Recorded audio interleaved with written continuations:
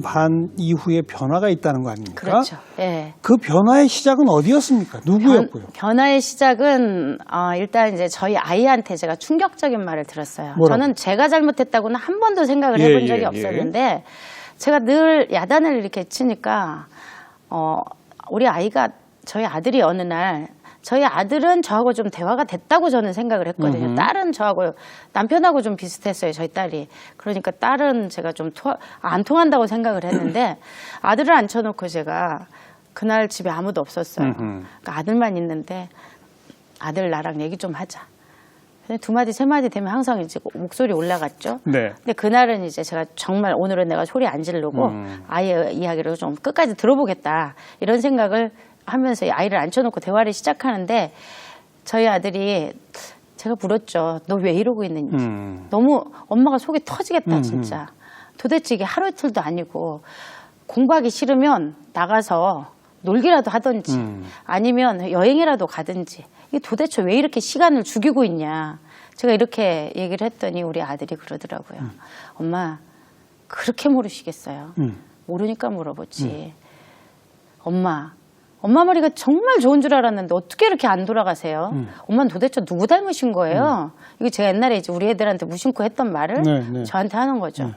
너 지금 엄마한테 무슨 말버릇이 그래? 그랬더니 저희 아들이 엄마 내가 왜 이러고 있는지 내 동생 제가 왜 저러고 있는지 가르쳐 드릴게요.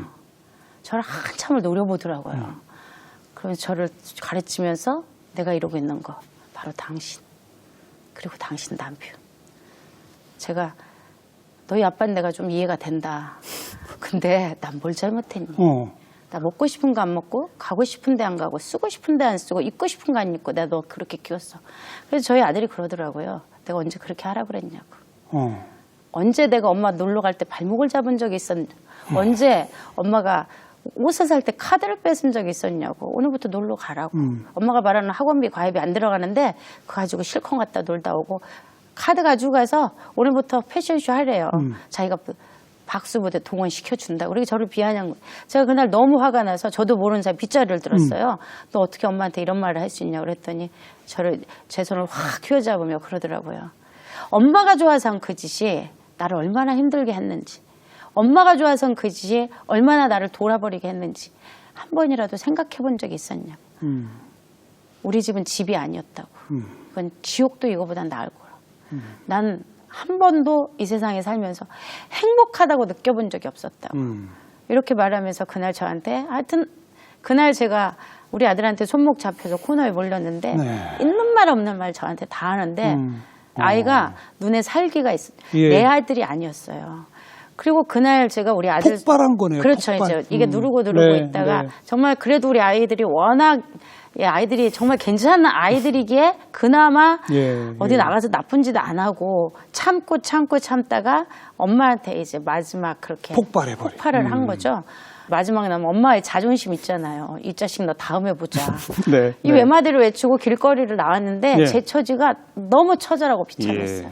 내가 다른 사람도 아니고 교사이고 그리고 정말 많은 엄마들이 정말 좋아하는 칭송했던 선생님이고 그리고 내가 정말 열심히 살았고 어려서부터 누구한테 야단도 들어보지 않았고 늘 칭찬받고 그랬던 제가 내 자식한테 내가 가장 많이 정말 많은 것을 투자를 한 거잖아요. 마음도 생각도 돈도 정말 많은 것을 우리 아이한테 해줬는데 저 아이한테 내가 이런 대우를 받는다고 생각하니까 정말 힘들었어요. 그래서 그 두 번의 그 아들로부터의 충격 그리고 어떻게 됐습니까? 그리고 이제 아이가 보니까 그날 주먹으로 온 장롱 다 쳐대고 이게 피투성이가 돼 있는데요.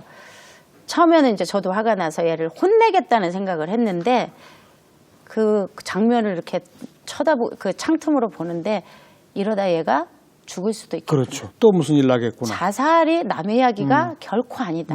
그 생각이 들었는데 그날 이제 제 인생을 처음 되돌아봤어요. 전 늘 앞만 보고 살았어요. 학교 일 열심히 하고 제 공부도 열심히 하고 아이들 열심히 우리 반 애들도 열심히 늘 열심히 그렇게 살면 인생이 행복할 거라고. 본인을 돌아봤더니. 그리고 돌아봤더니 그날 이제 두 가지를 제가 깨달았죠. 우리 아이들과 있었던 수많은 사건들이 머릿속에 막 파노라마처럼 막 스쳐 지나가는데 이제서야. 그날 이제 처음으로 보니까 저는 늘 야단치고 지시하고 명령하고 두 가지가 첫째 한 번도 우리 집 아이들을 진심으로 칭찬해 준 적이 없었다는 거죠. 칭찬을 했다면 의도된 칭찬, 뭔가 다음 것을 더 잘하게 만들기 위한 칭찬. 이거를 한 거죠. 네네. 두 번째로는 아까 우리 교수님 말씀하신 것처럼 아이와 한 번도 마음의 여유를 가지고 대화를 해본 적이 대화해 없었어요. 본 적이 없구나. 아이가 뭔가 말을 할 때 모든 것 내려놓고 아이와 눈을 맞추며 대화를 해야 되는 거잖아요. 설거지하면서 내 책 보면서 뭔가 내 할 일 하면서 건성으로. 건성으로. 그냥, 그리고 아이가 말하는 건 듣지 않고 내가 말할 것만 계속 시키고 그렇죠. 있는 거죠. 일방적인. 그건 대화가 아니죠. 그러니까 칭찬해 준 적 없다, 대화가 없었다가 바로 그 모진 순간까지 가야 떠오르던가요? 그러게 멍청하죠. 왜 이렇게 그래도 교육학을 제가 열심히 공부해서 나름 A뿔 다 맞은 사람인데 어떻게 그렇게 그러니까 내 자식한테는 이 어떤 뭐가 이렇게 딱 꽂히면 알겠습니다. 안 보이는 것 같아요. 그래서 어머니가 달라지셨나요? 그때부터 고민을 하기 시작했죠. 나는 어떻게 해야 되나. 이제 내가 우리 아이들이 우리 집에 들어올 때 얼마나 발걸음이 무거웠을까.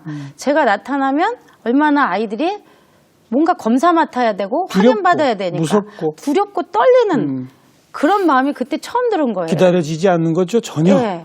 그리고 이제 관심을 갖기 시작한 게 소통이 안 되는 사람이었다는 거죠. 네, 네. 가장 문제가 이거잖아요. 그래서 그냥 일방적으로 지시만 하면 소통이 안 되는 나. 그러면 소통을 하게 하려면 어떻게 해야 되는가.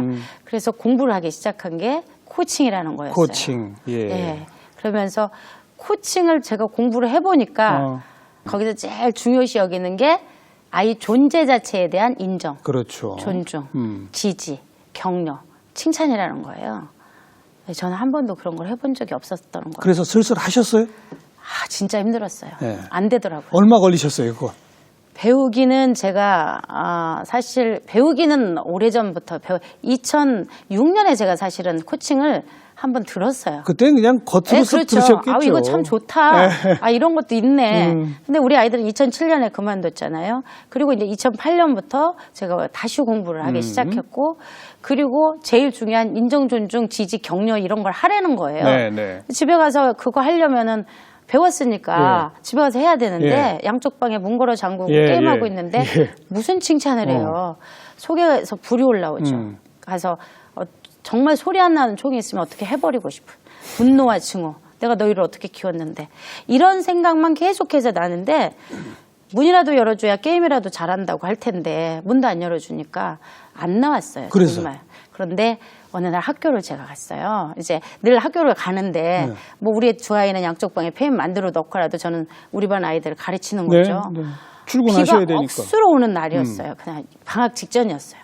방학 직전에 아이들 상태는 좀 좋지가 않아요. 네. 다 들떠 있어가지고. 그렇죠. 아이들이 이렇게 옷이 다 젖어갖고 들어오는데 다 앉아있는데 방학 직전이죠. 비 오죠. 수업이 안 되는 거예요. 너무 떠들어서. 한 명 한 명 물끄러미 쳐다봤죠. 언제까지 떠드나. 언제 수업은 시작해야 되나. 그리고 저도 이제 화가 막 나니까 떠들으니까. 근데 가만히 쳐다보고 있는데 갑자기 그런 생각이 드는 거예요. 이렇게 비가 오는데 한 명도 빠짐없이 우리 반 아이들이 왔다. 학교에 다 와서 앉아 있는 거예요. 이 아이들이. 우리 집 아이들은 가방 들고 교복 입고 학교 가기를 날마다 간절히 원하지만 그렇죠. 안 가는데 얘들은 아무렇지도 않게 오는 거잖아요. 이 비를 뚫고. 그리고 정말 저 아이, 전 숙제 한 번도 안 하는, 저같이 무서운 선생님한테도요, 숙제 한 번도 안 하는 아이가 있어요. 네네. 저는 숙제 한 번도 안 하고 어쩜 저렇게 학교를 잘 다니는지.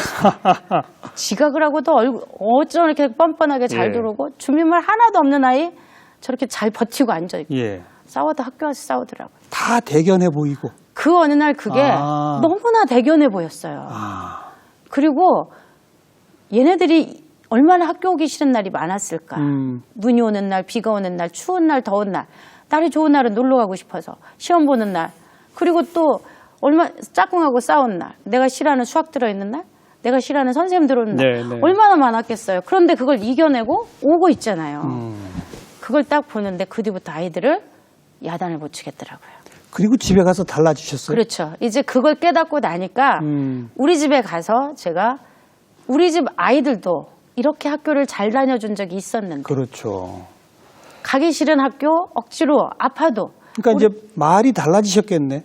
말을 못했어요, 사실은. 한동안은 못 하셨다가. 애들이 문을 안 열어주니까. 예. 그리고 언제부터 문 열던가요? 제가 이제 문 밖에 서서 이제 미안하다는, 옛날엔 분노 증오의 마음이 올라왔는데 미안하다는 말을. 미안하다는 생각이 드는데 문을 안 열어주니까 못 하잖아요. 그리고 바깥에서 하염없이 이제 눈물을 제가 우는 소리. 울었죠. 예. 근데 우는데 거기서도 울면 쉬한다 그래요, 우리 애들이. 그래서 숨죽여서 울었어요. 정말 하염없이 눈물을 흐르면서 너희들이 잘할 때 내가 한 번도 칭찬을 못 해준 엄마.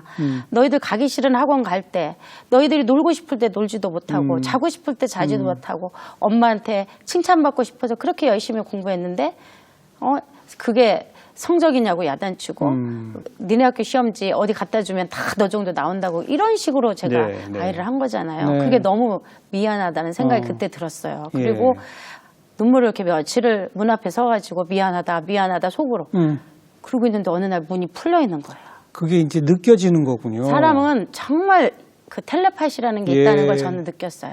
제가 문 열고 야단치지 않았는데요. 아니, 칭찬하지 않았는데 그 어느 날부터 문이 풀려 있는 거예요. 처음에는 문 잠그는 걸 잊어버렸나? 이렇게 생각을 했는데 그날도 그 다음날도 풀려 있어요. 그 문 열어준 게 그렇게 고맙더라고요. 네. 얘들아 문 열어줘서 고마워. 이게 마음속으로. 그리고 며칠이 지났는데 문이 빼꼼히 열려요. 아이들 얼굴이 보여요. 예.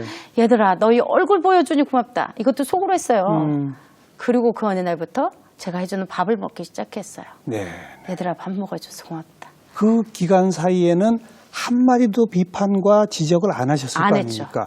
그게 아이들로 하여금 엄마가 달라졌구나라는 그렇죠. 걸 느끼게 된 거죠. 옛날에 늘 뭐 언제 시험 볼래, 언제 책 읽을래 맞습니다. 이거를 하던 엄마가 참고 기다려 준 거죠. 그러면서 아이들에게도 제 마음이 전달이 됐던 것 같아요. 정말 중요한 게 뭔가 아이가 행복하고 내가 행복하고 그러는 게 그게 이제 뒤늦게 이제 깨달아지면서 네가 해보고 싶은 거 해봐. 이제 묻는 게 아니라 하고 싶은 거 해봐. 그렇죠. 네가 하고 싶은 거 해. 그리고 저희 아들은 드럼 배우고 싶다고 했었어요. 중학교 때. 제가 드럼 같은 소리 허들 말으라고 제가 그랬죠. 옛날에. 그런데 군대 갔다 와서 어머니 제가 중학교 때 드럼 배우고 싶다고 했던 거 기억나세요? 기억나지. 그때 엄마가 못하게 해서 해보고 싶었는데 못했는데요. 제가 지금이라도 하면 안 될까요? 이제는 되지. 해봐라. 네 목숨에 하는 일 아니고 남의 해 끼치는 일 아니면 다 해. 인생이 얼마나 된다고. 엄마가 적극 응원해 줄게. 아이가 드럼을 배우기 시작했어요. 그렇게 뭔가 자기가 하고 싶은 걸 하면서 자기가 하고 싶은 거. 엄마와의 관계도 달라지고 대화도 조금씩 늘어나고 그리고 아이가 나중에 그랬어요. 저희 아들이에요. 어머니 제가 공황장애가 이제는 다 없어진 것 같아요. 낫다고. 하고 싶은 것을 하면서 3개월 만에 아이가 드럼을 정말 잘 치더라고요. 그러니까 피아노 8년 배우면서 스트레스 엄청 쌓고 3개월 배운 드럼 배워가지고 지금은 드럼 여기저기 봉사 하고 있어요. 그래요. 취미로 하고 있죠, 사실은. 취미로? 그럼 이제 전공은 다른 거 했어요. 전공은 또 뭘 했어요? 아들은 전공을 문해창작과 해서 대학을 결국 갔다. 나중에 늦게 갔죠. 늦게 하고 싶은 게 생겼대요. 드럼 배우고 나서 하고 싶은 거 생겼다고 그래서 그걸 했고 지금은 이제 졸업하고 철학과 하고 있어요. 대학원에서 철학하고 있는데 조교 하면서 공부하는데 저는 그 두꺼운 책을 뭐하러 읽을까. 그리고 따님은 제과제빵으로 그거 갔어요. 대학을 갔어요. 갔는데 전 세계적인 또 파티시에 될 줄 알았죠. 엄청 또 열심히 밀었잖아요. 한 달 만에 그만뒀어요. 그러면요. 아이들은 그런데 자기가 하고 싶어서 시작을 했지만 그게 아니라는 걸 스스로 경험해야 돼요. 그런데 하면서 해보니까 이거는 자기가 거기서 승부가 나지 않을 것 같은 거예요. 엄마 이것은 취미로 할 일이지 전공할 일 아니래요. 그랬어요. 제가 머리카락 뽑고 싶었죠, 사실. 그때 제가 한 말이에요. 살아있으면 돼. 살아있으면 돼. 네가 가슴 뛰는 일 찾아봐. 그러니까 엄마가 아이들 어렸을 때 엄마 머릿속에 만들어 놓은 삶의 모습과는 다른 삶의 모습입니다만 그렇죠. 전혀 다른 삶을 그러나 살아요. 그 아이들은 지금 매우 행복해하고 살고 있는 거죠. 네. 아이들이 제가 보니까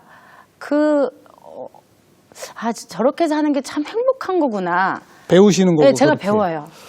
이렇게 그 일이 있고 한 10년 지나서 아이들과 관계도 이제 좋아지고 아이들도 다 각자 자기 길 찾아서 가고 움직이고 있는 사이에 엄마가 이 책 한번 써보려고 그래 하셨을 거 아니에요? 네, 그렇죠. 아이들이 반대 안 하던가요? 엄마는 그래도 뒤늦게라도 이렇게 깨달았으니까 다행인데 아직도 깨닫지 못한 엄마들 너무 많잖아. 예. 엄마 그러니까 부지런히 해야 돼. 예. 그 아이가 적극 응원을 해줬어요. 나는 용기 있어서 학교 그만두고 나왔지만 용기 없는 애들은 정신과 약 먹으면서 그리고 정말 저렇게 부모님들한테 괴롭힘을 당하면서 청소년 문제, 청소년 자살 왜 그러는지 엄마 알잖아. 네. 엄마 다 부모들 때문이잖아. 그러면서 그렇게 책을 써야 된다고 우리 딸도 저한테 늘 권하긴 했었어요. 오늘 말씀에는 제가 딱 한마디도 덧붙일 말이 없고요. 우리 방송 지켜보신 시청자분들한테 직접 한마디 하세요. 예, 제가 정말 너무나 많은 아이들 어렸을 적부터 제가 반성문 쓸 때까지 우리 아이들을 정말 많이 괴롭혀서 무자격 부모였어요. 저같이 무자격 부모의 역할을 아직도 하고 있는 분들이 너무 많기 때문에 저와 같은 오류를 범하지 않기를 바라는 마음으로 제 책을 썼고 저희 아들이 제 책 뒤에 추천사를 써줬어요. 반성하기는 쉽지 않다. 더더욱 부모로 반성하기는 쉽지 않다. 하지만 우리 어머니가 진정한 반성을 함으로 인해서 우리의 삶이 나의 삶이 많이 바뀌었고 실제로 저희 어머니는 많이 달라지셨고 이렇게 갈등을 겪는 부모님들이 이 책을 읽고 꼭 극복하고 행복해졌으면 좋겠다. 우리 아들이 썼고 우리 딸은 이 땅의 청소년들이 자기처럼 그렇게 힘든 청소년기를 보내지 않았으면 좋겠다는 그 간절한 염원이 제 책과 저의 마음 그리고 저희 절규들이 그 책에 담겨 있는데요. 이런 마음 그대로예요. 정말 저만 반성문 제가 다 대신해서 써드렸으니까 다른 분들은 감사와 행복일기 쓰시기 바라는 마음입니다. 오늘 아주 신솔한 또 한 번의 자기 고백과 반성의 말씀 잘 들었습니다. 감사합니다. 고맙습니다. 네, 부끄러운 이야기 들어주셔서 감사합니다. 네, 아마 방송을 지켜보시면서 에이 저건 좀 극단적 경우지 이렇게 생각하시는 분들 많으실 텐데요. 여러분 가정은 평안하신가요? 저는 오히려 여쭤보고 싶네요. 다음 시간 다시 뵙겠습니다. 안녕히 계십시오.